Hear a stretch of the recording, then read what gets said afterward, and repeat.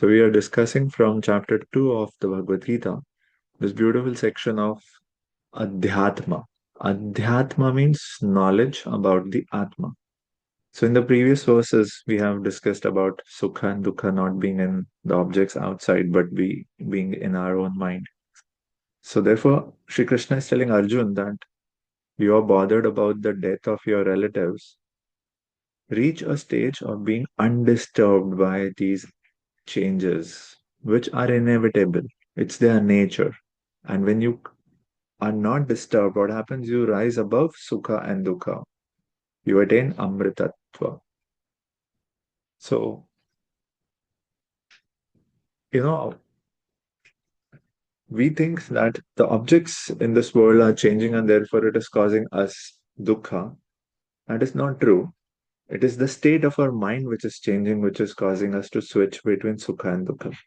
The objects of the world also change, but the state of the mind changes much more. Objects change a little over a long time. So the real bewilderment is occurring in our mind. So Sukha and Dukha is not anything outside, no person, no thing, no time. It is all the state of mind. So we have seen that Shri Krishna is encouraging Arjun to perform his duty, not being disturbed by all of these situations, which are all external.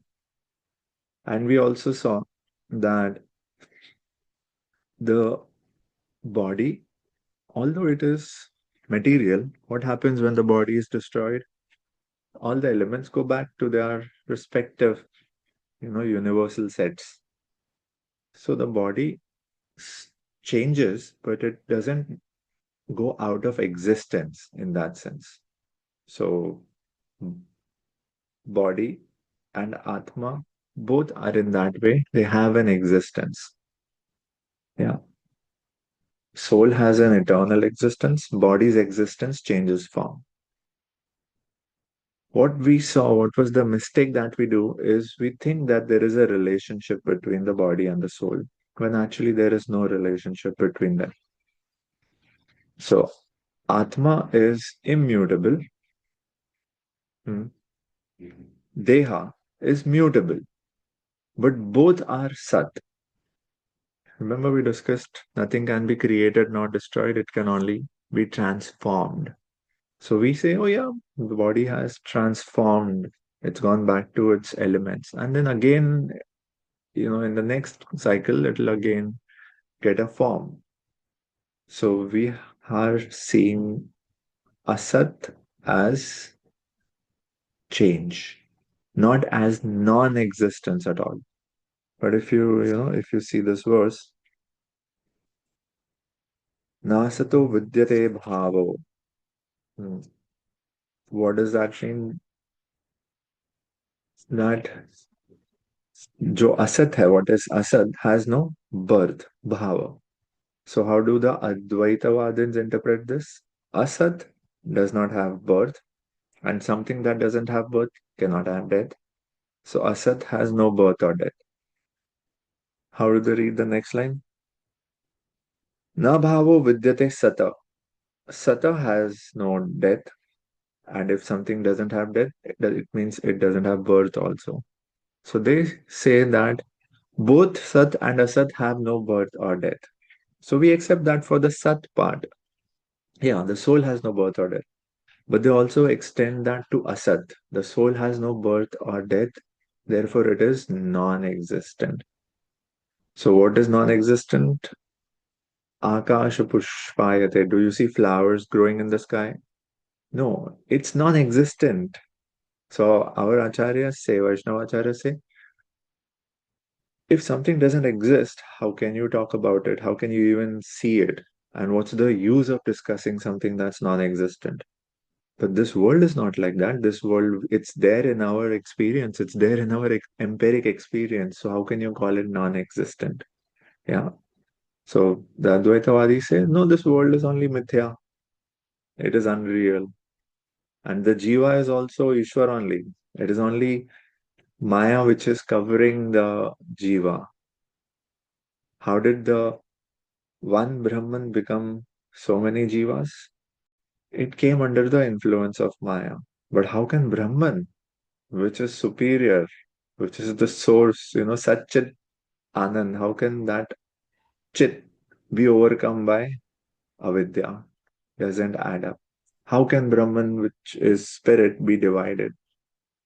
Yeah.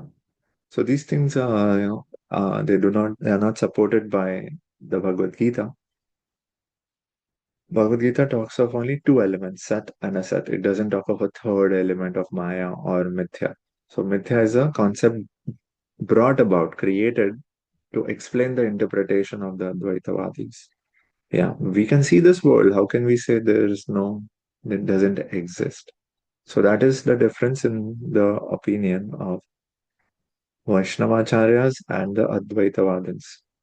One called Advaitavadins call it non-existent.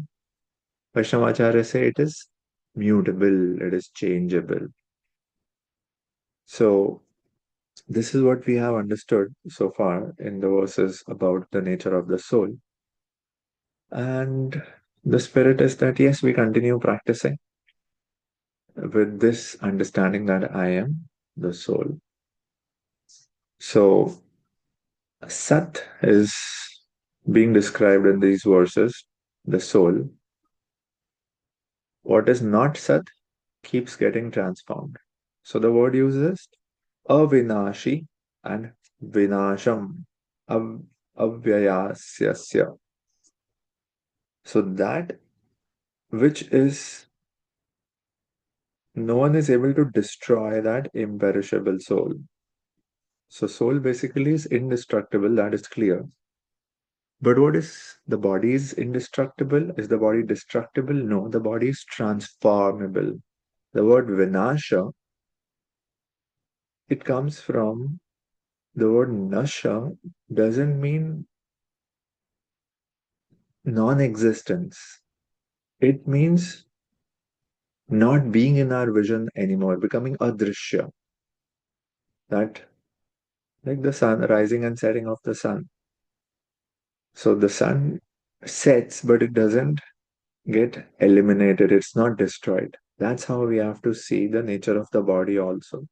Yeah, Vinasha means it is hidden from our vision, not that its existence only is destroyed altogether. So, body and objects of this body, they are all also mutable. Yeah, so we have to clearly understand these two categories of Sat and Asat. Sat will always be eternal. Asat is always temporary. You cannot make something that is Asat into Sat, something that is Anitya into Nitya. The attempts to do that are what lead to frustration and lamentation and dejection. Okay. When we, because we are the spirit soul, yeah, and the spirit soul by nature is eternal, Nitya.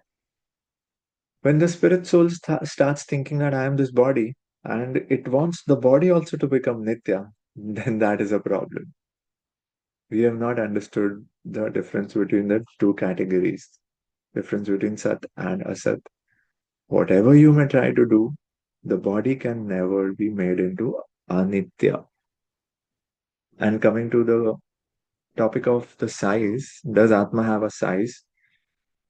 So we saw here in this verse, Prabhupada also explains Balagra Shatabhagasya. The soul is atomic by nature. So Shastras, Bhagavad Gita describe the soul as minute, infinitesimal. Because something that is infinitesimal cannot have parts. Avyaya.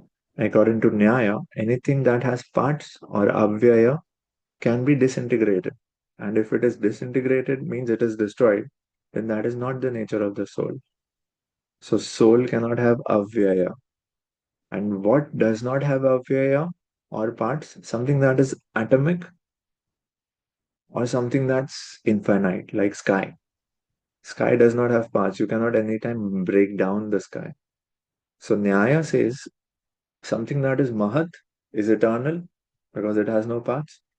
Something that's also atomic, that is also eternal because it doesn't have parts.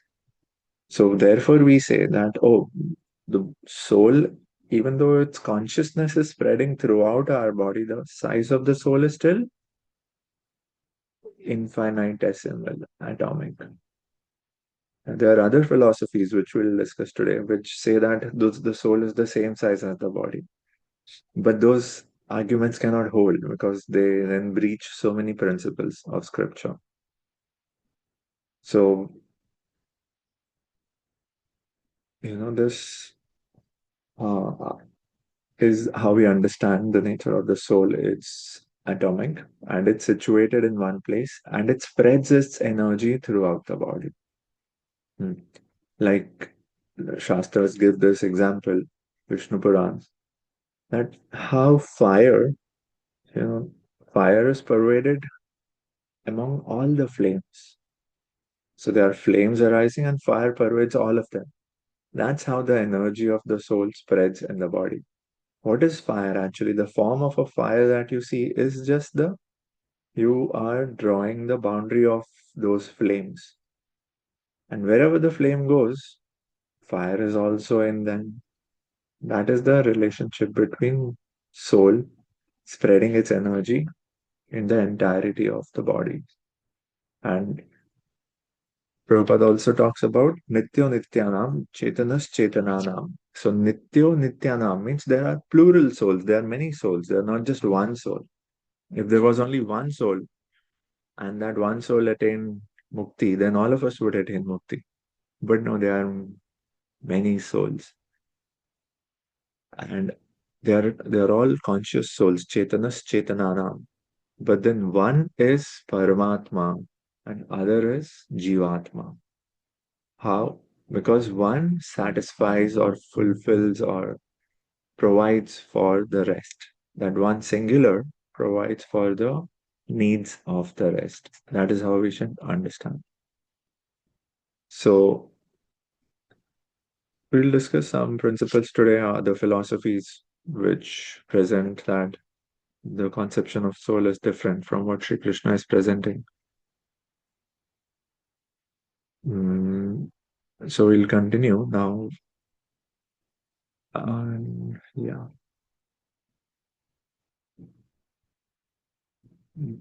Yeah, can the soul be known? Because in the verses here we saw the word aprameyasya also used. Aprameyasya means it cannot be measured or understood or known. So does it mean that the soul cannot be known? Then why is Sri Krishna teaching us this? Adhyatma, knowledge of the soul. In fact, the Upanishads present the knowledge of the soul and they say, look, this is the Atma. So aprameya doesn't mean that it's beyond our understanding. We cannot understand it. It means that it has a different method of understanding. Yeah, like to see a bacteria, we need a different method. We need a device, equipment of a microscope. Similarly, to understand the Atma, we need a different process. We cannot perceive it through our current sense perception. That is the meaning of aprameya, that it is not subject to ordinary perception, sense perception. Also, aprameyasya mean that Atma is not the object of your knowledge. It's not something to be understood like physics. Atma itself is the knower. It is not the object of knowledge. Atma is aprameyasya. It is the knower. So, all of us know we exist. Nobody has to be told you are a person. Everyone knows they are. So that is indicating that Atma is aprameya, means it is the knower, it is not the object of knowledge. So Atma has its existence. That is how we understand. And so what is Sri Krishna saying?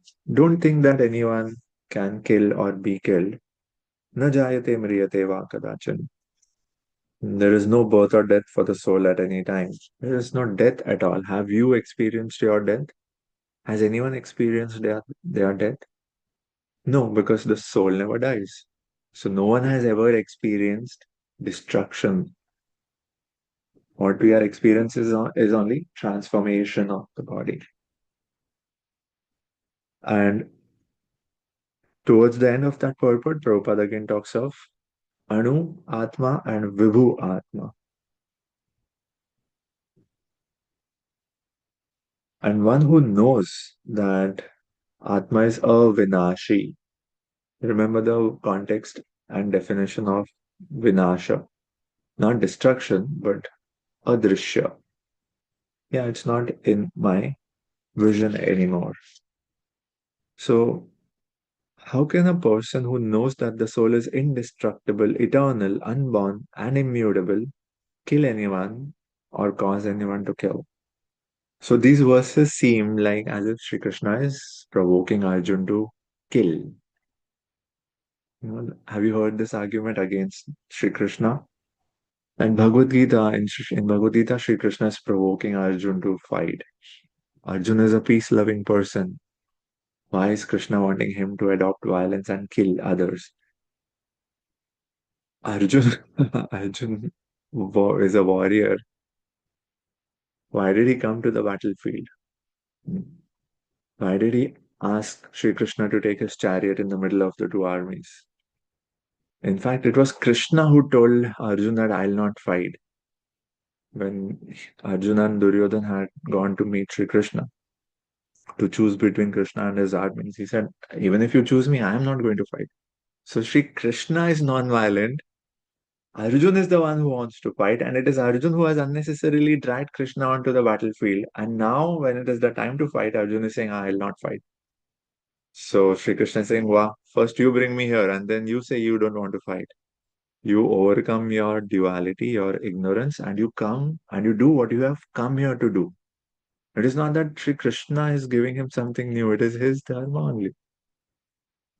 Yeah. So that is why, Sri Krishna is not favoring violence. So, and it's not, Sri Krishna is not professing either non-violence or violence. If there is a requirement of violence, we will employ it, but through the right authority, mm, and with the right knowledge, as we have discussed. And the idea of the soul being everywhere, that is, the soul can take on bodies anywhere in the whole Brahmand. Soul is present everywhere, means think of it in a cosmic view. There are 14 planetary systems and there are bodies present in all. And all those bodies are potentially available for the soul to take. So soul is sarvagata. It's everywhere in the sense that souls can potentially take on bodies across the Brahmand. He is present everywhere that we saw in verse 24. Sarva Gataha. And while the soul is Sarvagata, means Prabhupada also writes that in the purport, I think. Yeah. Sarvagata is significant because there is no doubt that the living entities are all over God's creation. So, yeah, even in fire, actually. Sarvagata means not that the same soul is present everywhere, but souls as a category are present everywhere. But at the same time, the next quality is sthanur. The soul is also unchangeable. It cannot be, transformed. It is immutable. It is sat. Okay, so does this answer your question? Yeah. Yes. Uh, Further questions? Hare Krishna Prabhu. My question was this came after last class. This was about, I understood the concept very clearly about the sameness versus the difference from between the soul and the divine. And that Mm, makes a lot of sense because clearly, in terms of scale, opulences, power, and all of that, there is no comparison. mm, I wanted to understand the difference between difference, likeness, unlikeness, separation, difference, the difference between separation and difference. So I understand that the jiva is different from the divine and always, mm, but separation is what I'm, because it was mentioned that the soul is always separate from the thing. That is not something that I've been able to make peace with, because to me, mm, there are two things. One is that we learned earlier that the internal energy of the divine and the external energy of the divine, Jiva is from the internal energy of the divine and Prakriti is from the external energy of the divine. So in that case, the separation is not there. The second thing is because someone, like a doctor gets desensitized after looking at so many deaths, so many illness. I've been a therapist, I've been a mentor. So my data set of how many number of heartaches, heartbreaks, and all that I have observed in my life and treated, or mentored, is very enormous. And in my experience, the biggest pain is a feeling of separation from God. What people project as heartbreak from losing a loved one or some grief or whatever, actually, they're feeling separate from God. And the biggest bliss is feeling connected to God. So, just wanted to understand how do we reconcile this thing. I completely agree that we are different from the divine, but separation from the divine and always eternally separate from the divine is an eternal sentence of grief that I can't reconcile with. did we use that anywhere? Eternally separated. Yeah, it's been mentioned. I mean, like it's in my notes also in this within that we are always, the soul is always separate and See, will we spoke always be of, separate from the divine. we spoke I think it was trying of, to make the point that it is not like the Mayavadis say that you will eventually go and merge with the divine. So, in order correct, to make the point that that is not true, a very strong correct. point about the separation was made. So Mm. that's You have something to that, understand when a difference is ontological and when it is functional. When we say that individual plurality, that is speaking ontology in terms of states. Ishwar will always be a state, Jiva will always be a separate state. And we don't take those statements back. There are two states and they'll always continue to be different states. But nature, nature of both is Satchidanand. So they are in that sense, they are of the same nature and a soul is a part of Krishna. Mama eva amsha, we are amshas, we are of the same nature, we are Shakti. So this brings us in, of being the same nature as Krishna also. So the state will always remain same, different, separated, but that difference is ontological. We are not separate from Krishna. Like a child is a child cannot become the parent, but doesn't mean that the child is eternally separated. No, that's not the point. The child, if the child thinks I will become the parent, that is not possible, that's not plausible. But the child is always of the parent. What can happen? Two scenarios.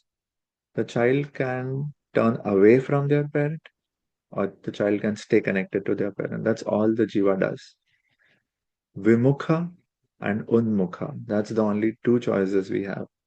And when we turn our face away from Krishna, yeah, we become Vimukha, then the whole samsara starts. We develop our independent identity. We have a different doership, enjoyership, which then leads to implicates it in karma. If we remain facing, if our regard and attention and love is always facing Krishna, that's Krishna Unmukh. That's bhakti. So bhakti or bhoga, those are the two states possible. But otherwise, the jiva is always a child of God and always connected to God. Yeah. Yes, Prabhu.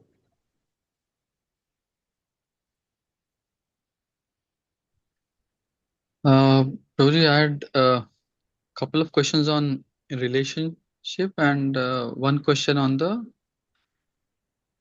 Sat aspect of the soul. On the relationship, I have a missing piece of puzzle that is not fitting my mind. So we Mhm. say that soul is having no relationship with the body, right? Right. Uh, at the same now, if the body dies uh, and the body gets disintegrated into different elements, Hmm. in that state of disintegrated elements, definitely from our eyes, we cannot relate. Those disintegrated elements really have no connection now with the soul. But once those elements are integrated, there is some Hmm. adan pradan of things, right? So I'm just having a missing link here. Is there really no relationship between the integrated elements and the soul? Of course, disintegrated elements is fine, but Hmm. I mean that's one part of my question. Other Okay. part of the relationship question is that I mean we are talking about relationship with Lord and what is our duty and all those things. That's perfectly fine and understood. Is there also in terms of the relationship between souls, between two souls? Hmm. Hmm. So what is our duty? How do we address this relationship? Is there any duty in terms of addressing between the souls and the relationship between the souls? So those are the questions about relationship. And the connected question about this sat or unchangeable feature of soul. See, if we consider that, okay, if we are fallen down into a lower species of life, and then by our, by the grace of God, we transmigrate to higher species, yeah, and maybe finally go back to Godhead. So, at what level is this change happening? There is a change, right? Is it at a mind level, or is it we are saying the soul is not changing, but at what Correct. level is this change happening? There is a Correct. change, definitely, right? Hmm. So how Yeah, do we that's a good understand? question. I think all of your questions relate to the same principle. When we experience this world, who is experiencing? Yeah. So The consciousness. then it is the collective, like the correlation of body, mind, and soul, which is experiencing. That is what you're trying to hear. Yes. When we are experiencing this world, it is not that the body alone is experiencing. It is the body, mind, and soul put together like a coalition government when they rule. So that's a coalition which is experiencing this world. So whatever anubhav you have, whatever actions you do, all of that is a collective work and responsibility of body, mind, and soul. Now, what is the relationship? To attribute that if the parts come together, then there is a possibility of life. That is a philosophy of Vaibhashika. Like we'll talk about this when we come to verse 26. Just because the body has all of it has come together, automatically consciousness comes from it. But no, even if the parts may come together, it's still matter. Matter or parts of matter coming together will always remain matter. They'll not become conscious. Okay. So it's like a hardware. You have a RAM, you have a hard disk, you have a processor. Whether they are disassembled or assembled, they are always hardware. Hmm. It is the jiva who will come and use that. So even if the parts come together, that is not enough to give it consciousness. So the relationship between the body and soul is only imagined. There is no real relationship. The body can be a collection of parts or it could be disintegrated parts. In any state, there is no relationship between Atma and those parts, either as assembled or as unassembled. What is the relationship between one soul and another soul? Yes, that's very important. Bhagavad Gita is going to teach us as a person becomes self-realized, they are able to see everyone in connection with them. Ekatma anu. I can't remember the phrase, but you'll see it very. Yeah, that also seeing others from a place of understanding yourself, empathy, basically. So you can relate to other souls because of having a common connection in God. Because I am an Amsha of Jiva, Amsha of Ishvara. Similarly, that Jiva is also an Amsha of Ishvara. So that is how we relate to each other, like children of the same parent. Okay. And about change, what is changing? We have discussed this gross, subtle, body, and soul, three things. So, gross body is, we have understood, it is made up of matter, it goes back to matter. Subtle body is where the journey is. The desires, the impression, the impetus, the samskaras, the vasanas. If you are able to purify your subtle body, the day you dissolve your subtle body, you will achieve liberation. Only Atma remains. So, what is changing is material body is changing by past karma. Subtle body is changing by how we manage our desires. And the soul is just, associating with the gross and subtle body while it has actually no real relationship with them. So, it's like you sit in you book a Uber and you sit in Uber. Now the driver is drunk and they are taking you on a very dangerous ride.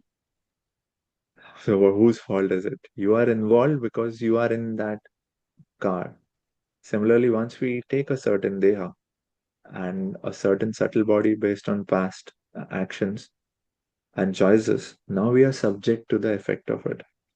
So you as a soul also get involved and the changes happen at all these levels. But the soul is not experiencing any change, it is observing those changes. Okay, does it help? Yeah, it helps. And so this connector, that is mind, intelligence, and ego, that we say the subtle body part, Right. it it's it is not matter, neither it is sat nor it is matter, right? What it is? What is it? Is it What? some different? The subtle body part of the subtle parameters, like what we say mind, intelligence, and false It is ego. matter. It is matter. It is purely a Matter. matter, right? Yeah, it is matter, but it is subtle. There are two states of matter, gross and subtle. Yeah. Deha is gross matter, chitta is subtle matter, but both are matter. Mind is matter. Okay. Western philosophy may accept the mind as the self, but Bhagavad Gita doesn't present mind as the self. It presents mind as matter. Yeah, if you accept mind as the self, then psychiatrist becomes the guru and psychology becomes the dharma. So we are not in that space. We go beyond the mind. We say mind is also matter. It is like a software. You cannot touch it, but it is still not self-functional. A software cannot run itself. You still need a user to run both the hardware and the software, which is the jiva. Right. Okay, bro? Yes, thank you. These are good questions, Prabhu, and it is nice that we are joining this. Yeah, thank you. Thank you. It's self-contained at rest. What the journey through lifetimes? Yeah, the soul is actually, Satchidanand, the desire to enjoy separately. And why should I serve? Why can't I be served? There our journey of samsara starts. If you are convinced in your identity as a part, you will never want to be served. Somewhere when we develop that desire to be served, that is how the steady state changes. and then lifetimes of samsara begins. When that happened, that nobody can ascertain. Okay. Yes, Avinash bro. Hare Krishna. Prabhu. So, in, earlier you have said that there is category of souls present. Yeah. I mean, I said as a category, souls are present everywhere throughout the universe. Not that the same one soul is present everywhere. So So that when means the soul is called Sarvagata, that means souls as a category can be found anywhere and everywhere.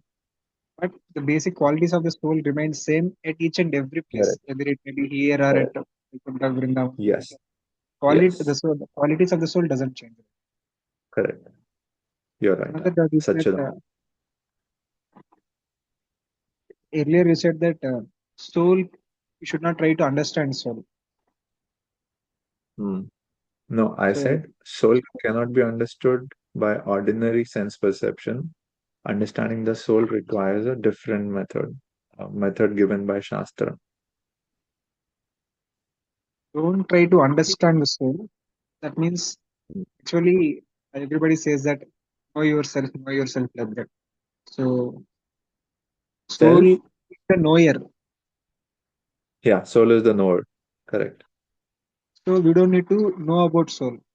No, no, But no. That was the meaning of the word aprameya, prameya, pramana. So that's a different, is there is knowledge, then there is object of knowledge, and then there is the knower. Soul is neither knowledge nor the object of knowledge. Soul is the knower. That is what aprameya means. And aprameya means also that the soul is present. That is sarvagata. Aprameya means the soul cannot be understood by our ordinary sense perception. That is what we discussed. Because it's not that the soul cannot be understood at all. No, in fact, that's what the Upanishads are trying to do. They're trying to teach us about the soul. So if the soul is beyond understanding, then why are there scriptures? So soul can definitely be understood, but not by the means we are familiar with. Perception and inference. No. Pratyaksha and Anuman will not lead you to the soul. Shabda will lead you to the soul. So you purify your senses and then you will be able to perceive the soul. That's the altogether we point. should not try to understand this uh, spiritual sense not with our regular Ah, senses. correct, correct. This kind We of should not understanding try will not help to. us to understand that. So we should not compare Exactly. your Yes, physical knowledge with spiritual knowledge. Is it right? correct, correct. For spiritual subject matters, we should not have the same approach as mundane topics. That's the point. So we should not make this analogy every time. So it may not Which another. physical materialistic world analogy comparing this world with other world. Yeah, now what we mean to say, we should not use methods of sense perception and logic to understand the soul. We need soul can be understood only by revelation. And where does revelation happen? In a pure mind. So purify your mind by sadhana. Cheto Darpana Marjana, and your Bhagavad Gita itself is going to say that in the still lake of the pure mind, the soul is reflected. You will basically, when you remove all the contaminations, you will reach your pure state, which is the soul. Yes. Thank you. Thank The you. process of purification. Thank you. Thank you so much. Thank you. Yes, Prabhu. Oh, one small question, because we are deep diving on the soul aspect. Uh, So there is Paramatma and then there is Jivatmas. Can you give us small brief explanation of the categories that we hear? There are Nitya Baddha souls and Nitya Siddha souls. So what is it all about? hmm. See, different acharyas look at it in different ways. A soul with it comes back to the same question, Prabhu, the origin question. Yeah. How did we get implicated in karma, or how did the jiva fall? Therefore, it's a loop which, cannot have one clear understanding. So, Nitya Baddha and Nitya Mukta. Nitya Mukta are liberated souls who have purified themselves, acknowledging Bhagwan, surrendering to Bhagwan. They are in that purified state. Yeah. And some of those are also Krishna's Nitya Parshadas. They are Krishna's eternal associates. Nitya Baddha means those who have been bound. Anadi karma phale. They have been bound in karma since Anadi. So that is how we understand Nitya Baddha. But my question is, if we say Nitya Baddha, then is there a hope to yes, there is perfect a our hope. lives? That's why there are gurus and that's why there are shastras. So those souls can reform and then gain mukti. Okay. Okay, so let's Thank you, continue. Prabhu. Hey, Bol. That's good. It's important to clarify, go deep in this topic. Hare Krishna, bro. Let's look at 24 once more and we'll take it from there. Achedyoyam adahyohyam akledyo shosya evacha nitya sarvagata sthanur achaloyam sanatanaha.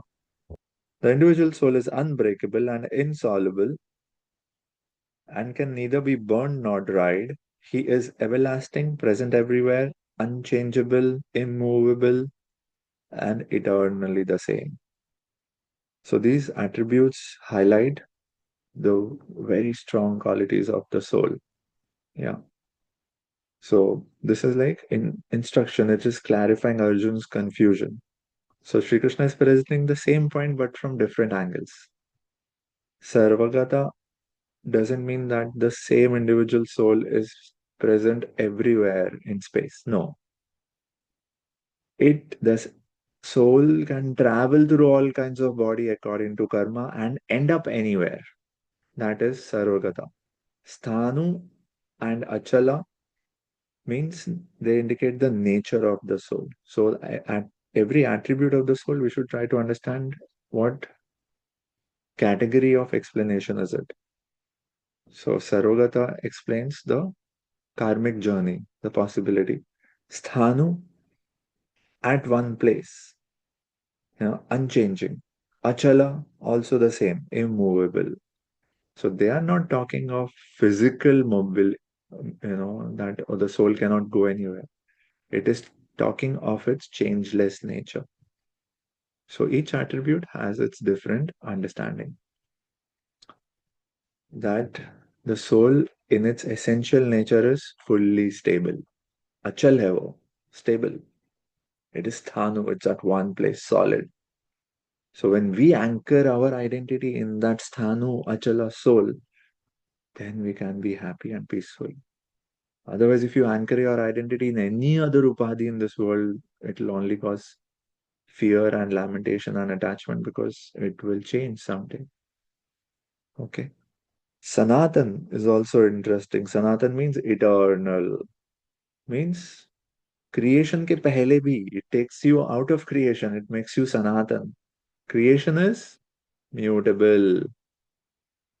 Drishya, adrishya, vyakta, avyakta. But soul is beyond all of that. It is Sanatan. So the self changes just the embodiment.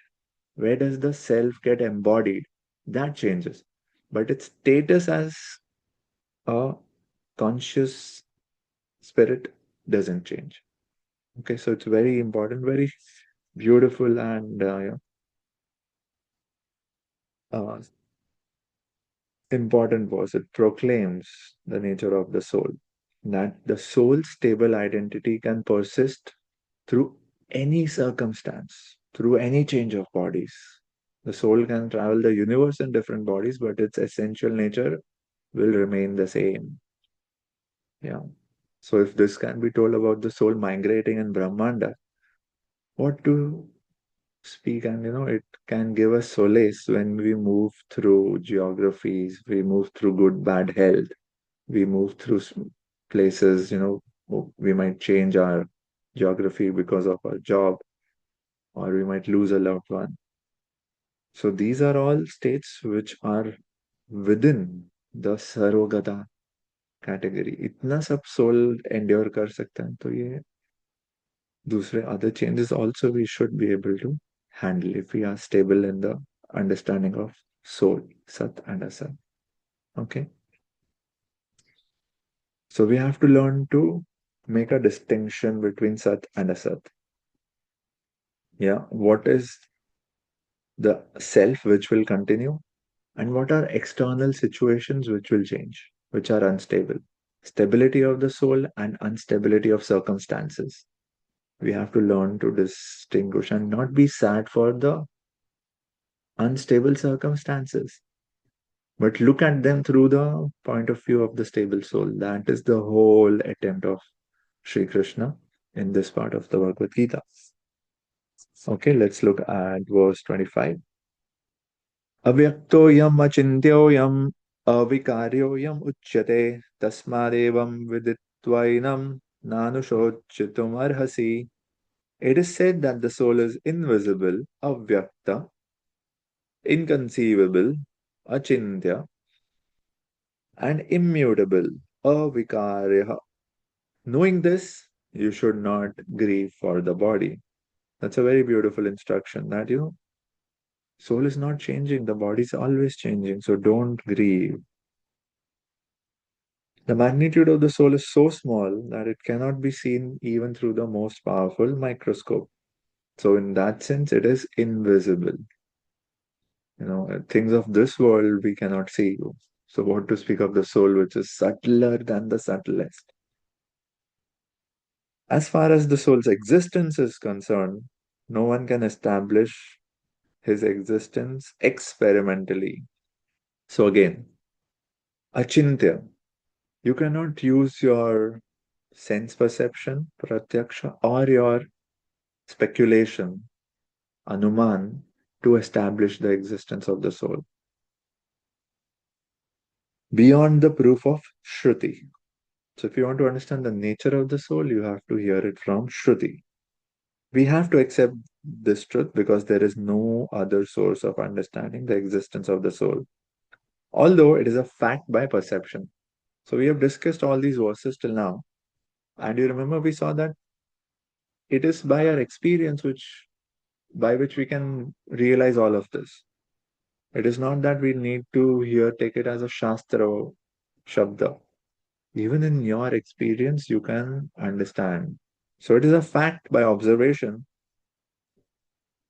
But if you want to understand beyond, get positive attributes of the soul, then you have to take up to Shruti.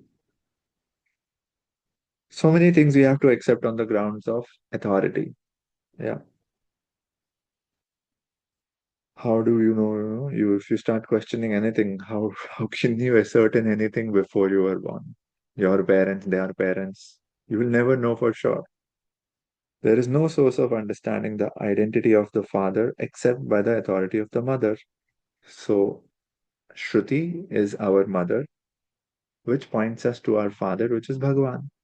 Without Shruti, how can anyone tell you about Bhagwan? The soul is consciousness and conscious. So, unlike the body changes, there is no change in the soul. And it is eternally unchangeable. It is atomic anu in comparison to the infinite supreme soul, Mahat. So the supreme soul is infinite and we are infinitesimal. But remember, we discussed that both states of anu and Mahat, infinite and infinitesimal, can be eternal because they don't have parts, therefore they cannot be destroyed. But the infinitesimal soul can never become equal to the infinite soul. That's easy to understand. So this repetition, Sri Krishna is repeating it because it is necessary that we understand the matter thoroughly. It's a very important fundamental teaching of Bhagavad Gita. Therefore, Sri Krishna is taking the time and the effort and the repetition to explain it over and over again. So avyakta, again, to clarify, avyakta doesn't mean that it is non-existent. Avyakta means it has gone out of our vision. It has become so subtle. The self is so subtle, it is beyond our ordinary sense perception. Okay, so knowledge Sorry, of the self. just Yeah. one. I didn't understand. The soul is consciousness and conscious. What does that mean? The soul is consciousness in terms of its symptom. So, We discussed that a soul is present in the heart region and its energy, its symptom, which is consciousness, spreads throughout the body. So the soul is consciousness in its effect, and the soul is also conscious, the knower, aprameya. Yeah, like the okay. sun. The sun doesn't need any other light to see the sun. Yeah. Everything Okay. else needs the light of the sun to look at that object. But Okay. the soul Thank you. is the knower itself. Yeah. So now Shri Krishna is, you see beautifully, Shri Krishna is connecting philosophy to emotion. That Arjun, knowing this philosophical reality, don't grieve. Because not everything real is available to your perception. So have a mature view of the world. Yeah. And understand the reality and continue your duty. 26. अथ चैनं नित्यजातं नित्यं वा मन्यसे मृतं तथापि त्वं महाबाहो नैनं शोचितुमर्हसि. Now, till verse 25, Sri Krishna presented the understanding of the soul based on scriptures, Vedic scriptures. In verse 26, Sri Krishna says, okay, fine, even if you do not accept the nature of the soul as I have told you, if, however, you think that the soul or the symptoms of life will always be born and die forever, you still have no reason to lament. O mighty armed Arjun. So, here Sri Krishna is talking of other philosophies, non Vedic philosophies, that, okay, even if you think that the soul is not eternal, that was the teaching of Sri Krishna till now. So, Sri Krishna is saying, fine, don't accept my words. Even if you think that the self is repeatedly born and repeatedly dies, still there is no reason to lament. Yeah. He's, temporarily Sri Krishna is granting a position weaker than his own position he presented so far. In argument, sometimes you allow that, okay, if you don't understand my argument, I'll present a weaker argument, you accept at least that. Yeah. So Sri Krishna is saying, suppose the person were repeatedly appearing and disappearing. So death would again be a part of the natural process. It would not be something exceptional. So Sri Krishna is expanding his range. Not just Vedic, even non-Vedic philosophies, if you have to accept Arjun, still you should not lament. So here let's understand this view. There's always a class of philosophers like Buddhists who do not believe in the separate existence of the soul beyond the body. So what is Buddhist philosophy? Their understanding is once you gain nirvana, then there is no soul, there is nothing. What is there? There is zero. What exists when I get nirvana? Nothing exists. And you enter that nothingness. So for them, there is no soul. They don't accept the soul. But while we are in this world, they say, yeah, there is an Atma, but it ends. Yeah. So Lord Krishna is speaking here for the Lokayatikas and Vaibhashikas. So what do these philosophers say? The Lokayatikas, they say that the body is same as the soul. And that's, the Jain philosophy says that the Atma takes the size of the body. They say the Atma is the same as the size of the body. So the ant Atma will be very small and the elephant Atma will be very huge. But we also seen that the same soul takes on many bodies, Sarvagata. So then how can the soul keep changing? That will make the soul mutable, but the soul is not mutable, the soul is Sat. So Bhagavad Gita doesn't support that idea of body being the same as the soul in all respects, in terms of size also. Yeah. And the Buddhists, they say that Atma may be there, but it is momentary. The Atma is dying. And with a new body, it's again a new Atma. And again it dies. So the modern materialistic scientists and materialistic philosophers, they also think similarly. They think that body is a combination of physical elements. And at a certain stage, life symptoms develop by interaction of physical and chemical elements. That is anthropology. So what is being proposed here? That physical elements came together and they had a favorable environment, and that gave rise to consciousness. So Prabhupada says, okay, can you do it again? I give you all the ingredients of life, of this body. Show me and produce life. That they can't do. So what we are saying, life cannot come from matter. Life comes from life. Prabhupada has written a separate book on this topic. That it is not that just because, the elements have come together, so life will automatically manifest. Consciousness is a different category. You might assemble material, physical elements, but you cannot invite Chetana into it.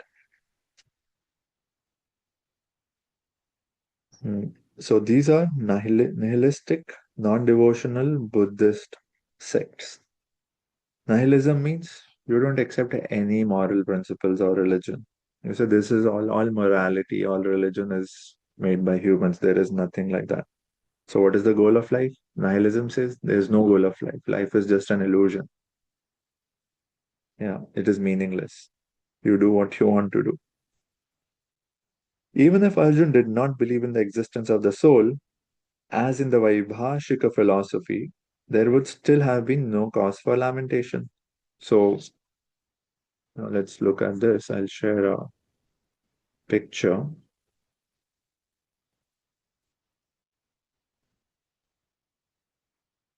So what are these non-Vedic philosophies which Sri Krishna is trying to present in verse 26? That, if the self is just a byproduct, if Atma is a byproduct of the body, that material elements have come together, and that has created Atma. And even in that state, birth and death are unavoidable. So let us also accept for now that yes, body gives rise to Atma. You know what example they use? Just like in a betel nut, do you separately put red color in it? No. But when you chew that betel nut, the red color manifests from it. So it's a very compelling example. But that's not. So remember we discussed analogies do not truth make. You cannot use any analogy to establish any truth. Analogies are used to explain a truth. So you cannot just say that, oh, in this case, the color was inherent. Similarly, in body, the soul is inherent. No. Number one, there is a category error. You cannot use that one example for any other category. Even if we accept, okay, fine, the soul comes as a result of combination of matter. Still, when the matter has come together, the soul has come. And when the matter it dies, it disintegrates, the soul also goes away. So what is there to lament? Will you lament if some chemicals are lost? No. Neither the material Sankhya view, that material elements are not visible in the beginning, they just are visible in the middle, and then they again become invisible. So even if you accept that the soul is a byproduct of the body, or you accept a materialistic view, still there is no reason to lament Arjun. According to Vaibhashik philosophy, the so-called soul or Atma vanishes along with the deterioration of the body. That the body has died, the soul has also died. That is also the Buddhist understanding.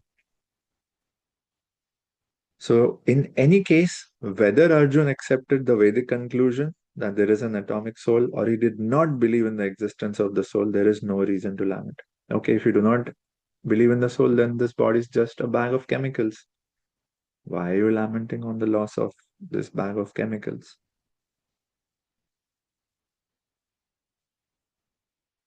Since there are so many living entities generated out of matter at every moment, so then life has no value. And so many of them are being vanquished every moment. There is no need to grieve for such incidents. If there were no rebirth for the soul, Arjun had no reason to be afraid of being affected by sinful reactions. Okay, if you accept Buddhist philosophy that the soul will end, then there is no papa which you have to be fearful of experiencing in the next life. So accept one philosophy, Arjun. So Arjun is being addressed here as Mahabahu, that I hope at least you don't accept these non-Vedic theories. Yeah. As a Kshatriya, you belong to Vedic culture, and it behooves you to continue that culture and follow its principles. So here Shri Krishna is presenting, for the sake of discussion, he's presenting Buddhist philosophy that the Atma also ends with the body, or the Jain philosophy which says the Atma is the same size as the body, or the material Sankhya view that body is just a collection of chemicals. In either case, there is no reason to lament. So he's making his argument watertight. I'm not just presenting Vedic view. Any other argument you can take, Arjun, it is still not worth fighting. It's not worth lamenting. Is this clear? Yeah, isn't it interesting to see counter arguments also? Then in verse 27, the Lord says, Jatas hi dhruvor mrityu dhruvam janma mritasya cha tasmad अपरिहार्यर्थे न तुम शोचितुम अर्हसि. This is a very beautiful word here. जातस ही, जिसका जन्म हुआ है, जातस ही ध्रुवोर, for sure, मृत्युर, one who has taken his birth is sure to die. Dhruvam janma mritasya cha, and after that one is sure to take birth again. So what do we understand? It's cyclical, it's inevitable. Tasmad, therefore, apariharye arthe. Apariharye means something that cannot be avoided, something that's inevitable. Why are you sorry for that? In that matter, na tvam shochitum arhasi. Therefore, in the unavoidable discharge of your duty, you should not lament. Circumstances may change, but what is apariharye? It is not something that you can think of doing or not doing. You have to do it, Arjun. It's unavoidable. So, in the changing of seasons, you don't stop doing your work. That is the spirit of this verse. So, your birth is according to your karma. Don't worry. The cycle of birth and death does not support unnecessary murder, which we have discussed, violence and war, but sometimes they are inevitable factors in society for keeping law and order. So, to maintain justice, when it is used by the authority with the right knowledge, even violence has its place. And beyond justice, Kurukshetra was organized by the will of the Lord to establish dharma. Yeah, it was an inevitable event. Now, this is a very important understanding. If we look at our lives as, we're just zooming in too much, how do I feel? What will happen to me? You're looking at one variable of the equation, which is you. And when you're so self-consumed, you think you are all important. But when you zoom out and look at the will of Krishna, you look at the bigger picture, you realize you are not in that equation at all. If you are not ready, Krishna will take someone else, Arjun. So the point is, don't make it about you. It is already planned and executed. It is inevitable. Now you have the opportunity to fight for the right cause, which is a great joy for a Kshatriya. So why should you be afraid or aggrieved at discharging duty? In fact, by avoiding duty, you would not be able to stop the death of your relatives. And because you did not fight, you would also degrade in the path of dharma.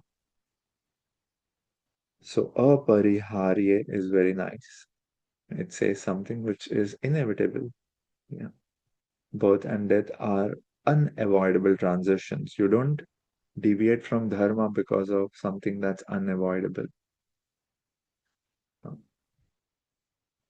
So dhruva is very emphatic word here. Dhruva means that which is fixed.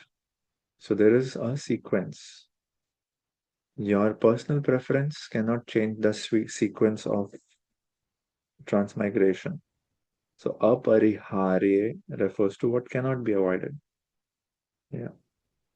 It is saying that refusing duty based on the inevitable sequence of birth and death is foolish. Yeah. Arjun is treating as if he could preserve every body if he withdraws. No, time is governing every body, not you. So therefore, what is inevitable, if that causes grief, spiritual maturity teaches you to handle that grief. Yeah, because you understand what's changing and what's not changing. So you even accepting mortality, you can do it responsibly, honestly, with full compassion at all times, but still it can be made more honest. Not all grief, the grief that is accepting of the fact of the unavoidable transition of life, that grief is honest grief. So these are like all, they help us go through very difficult stages of our life. अव्यक्तादीनि भूतानि व्यक्तमध्यानि भारत अव्यक्तनिधनानि एव तत्र का परिदेवना. And all created beings are unmanifest in their beginning, manifest in the interim state, and unmanifest again when annihilated. So what need is there for lamentation? So accepting that there are two classes of philosophers, one who believe in the existence of the soul and the others who don't. For both of them, there is no reason to lament. The non-believers in the existence of the soul are called atheists. Even for argument's sake, if we accept the atheistic theory, still there is no cause of lamentation. Why? As we discussed, or just matter coming together and matter, integrating and disintegrating. Why are you lamenting for matter? That's just the nature. Material elements move from a state of unmanifest to manifest to unmanifest to manifest, and it continues ad infinitum. The law of conservation of energy remains. So Prabhupada is also talking of the law of conservation of energy, that everything is just manifest and unmanifest. There is no destruction per se. So what is the cause of lamentation? Even in the unmanifest stage, things are not lost. If we accept the Vedic conclusion stated in the Bhagavad Gita, that the bodies are perishable in due course of time, antamanta ime deha, but the soul is nitya, shoktaha sharirina. So then we must remember always that the body is like a dress. Why should we lament for the change of dress? Vasam sijirnani. So the body again, we are understanding, has no factual existence. It is temporary, it is mutable in relation to the soul. So Prabhupada gives another example of how something can not be called non-existent. In a dream, we might think of flying in the sky or sitting on a chariot as a king. But when we wake up, we see that we are neither in the sky nor seated on the chariot. So the dream was unreal. But does it mean the chariot is unreal? The sky is unreal? So therefore, we don't say that asat means non-existent. Just that there is no relationship between body and soul, but body is also existing. It is just going in stages of manifest and unmanifest. Mistaking a rope for a snake, that example is given. Oh, this world is unreal. You're just mistaking it to be real. Okay, if I mistake a rope to be a snake because there's darkness in a room, that conception of mine was mistaken. But that doesn't deny the existence of a rope and snake in the reality. Are you able to get this? That fine. I was bewildered that the rope is a snake. But vastav mein, in reality, snake also exists and a rope also exists, and that's why in my illusion I related them. So the illusion is in the relation, not in them being unreal.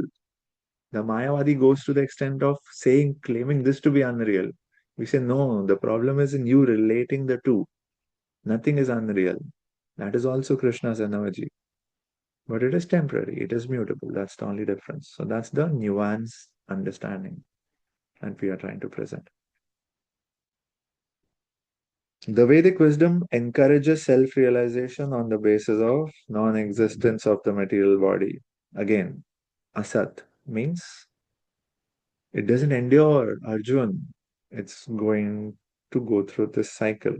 Therefore, in either case, whether one believes in the existence of the soul or does not, there is no cause of lamentation. Okay, so Vedanta Advaita says that no, your individuality is also a dream. You are also not real. So just dissolve all individuality and reality and identity. We say no, no. We have so many verses where Sri Krishna is saying, you are the soul is eternal, you have always been there, you will be there. So like, how can we dissolve identity? We say we dissolve the ahankara, the avidya, the asmita, which is a false relationship between the body and the soul. So liberation means two very different things in Advaitic lens and in Vaishnava Vedanta lens. Okay? And so there's, yeah. So here Sri Krishna is saying, Ka paridevana. She's questioning that, why are you lamenting? You know, disappearance of visible form. It just proves that body is destructible. So what is there to lament? Ka paridevana. There's no reason to lament. Okay. And then Sri Krishna concludes in this last two verses of this section, 29 and 30, which the section is talking about the nature of the soul. Even after all this discussion, what is the conclusion? What is the final understanding about the soul? Ascharyavat paschit kaschidenam ascharyavat vadati tathaiva chanya ascharyavat chainam ananya shrunoti shrutvapi enam veda na kachaiva kaschit. Some look on the soul as amazing, some describe him as amazing, some hear of him as amazing, while others, even after hearing about him, cannot understand him at all. So this matter of understanding a soul is very subtle. We think we might have understood it, but not really. Yeah. Ascharya means it's amazing. Vadati. There might be so many philosophies and lectures on Atma. So many people speak about it, but still they find it amazing. Pashyati. Pashyati is specifically talking of, the yogis. Because the yogis, in their meditation, they want to perceive the self. That's their method of experience. So it's the verse covers all categories of seekers, spiritual seekers. So those who are not having knowledge, they cannot understand the wonders of the individual atomic spark of spirit, even though it is explained by the greatest authority of knowledge, Krishna, who imparted knowledge even to Brahmaji.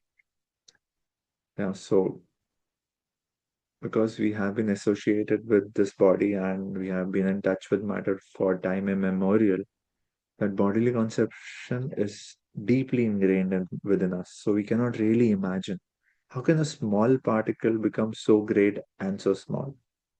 So it's just a wonder to us because of our past material conception of life, bodily conception of life.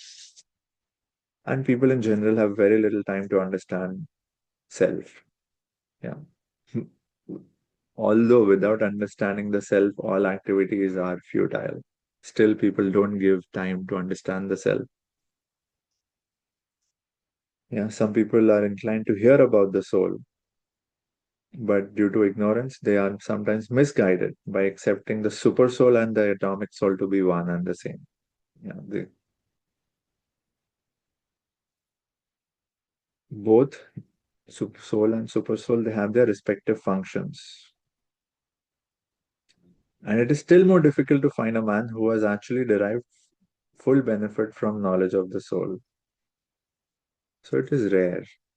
Even those who are trying to understand the soul even from that category, very few will actually end up understanding the soul. But if someone somehow or other one is able to understand the subject matter of the soul, then one's life is successful. So Sri Krishna is making it easy by presenting it in his teachings of the Bhagavad Gita. But it also requires a great deal of penance and sacrifice, either in this life or in the past, before one is able to accept Krishna as the Supreme Personality of Godhead. So it requires certain Sukriti. Now, Sukriti can be understood as previous bhakti impressions. Unless one has received the mercy of devotees this life or the past life to a greater or a smaller extent, very difficult otherwise to understand Krishna. And that's what Prabhupada concludes by saying, Krishna can, however, be known as such. As such means as he is, as Bhagwan, by the causeless mercy of the pure devotee, only Bhakta Kripa, and by no other way. So this is very important that Atma is Ascharyavat. It's mysterious. We are conscious at every moment. Yet that nature of that consciousness is so difficult to grasp, right? So many people can talk about it, read about it, but it's that information about the soul is not the same as realization of the soul. Yeah. So it's very rare for people to actually reach self-realization, and it is also very subtle. It requires discipline, humility, and grace ultimately. And the last verse of this section, Dehi nityam avadyoyam deha sarvasya bharata tasmat sarvani bhutani nattam shochitum arhasi. So this is the conclusion of the Jnana section of this chapter, Atma Gyan section. What is the conclusion? O descendant of Bharat, he who dwells in the body can never be slain. Therefore, you need not grieve for any living being. Yeah. So if here the Lord concludes this instruction on the nature of the soul, after establishing that the soul is immortal and the body is temporary. So Arjun, you are a Kshatriya. In the middle of changing circumstances, you should not give up your duty, which is apariharya, unavoidable.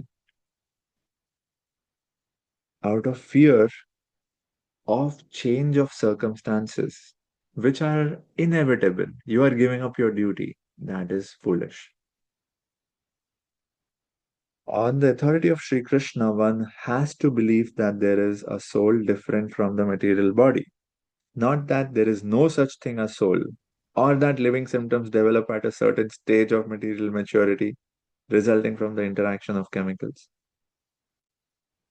Though the soul is immortal, violence is not encouraged, so this is a caution.